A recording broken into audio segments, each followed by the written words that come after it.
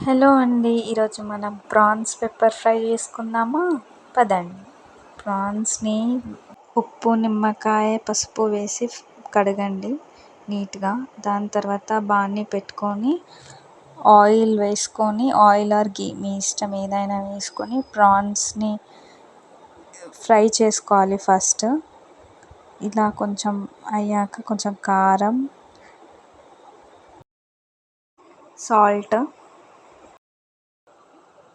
Ginger garlic paste వేసుకొని మొత్తం dry roast చేసుకోవాలి. దీన్ని మనం ఇట్లా డ్రై రోస్ట్ చేసుకున్నాక ప్లేట్లోకి తీసుకొని మళ్ళీ అదే బాండీలో కొంచెం ఆయిల్ పోసుకొని ఆనియన్స్ వేసుకొని పచ్చిమిరపకాయలు వేసుకొని సాట్ చేసుకోవాలి బ్రౌన్ కలర్ వచ్చేంత వరకు.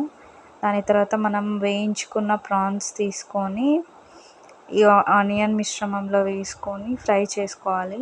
ఇలా ఫ్రై చేసుకున్నాక మనం దీంట్లో మసాలా పెప్పర్, ధనియాలు, వెల్లుల్లి, జీలకర్ర మిక్సీ పట్టుకొని పేస్ట్లా చేసుకొని ఈ ఫ్రై అవుతున్న ప్రాన్స్లో మనం కలుపుకుంటే మంచి ఫ్లేవర్ వస్తుంది. పెప్పర్ ఫ్లేవర్ చాలా బాగుంటుంది ఫ్రై.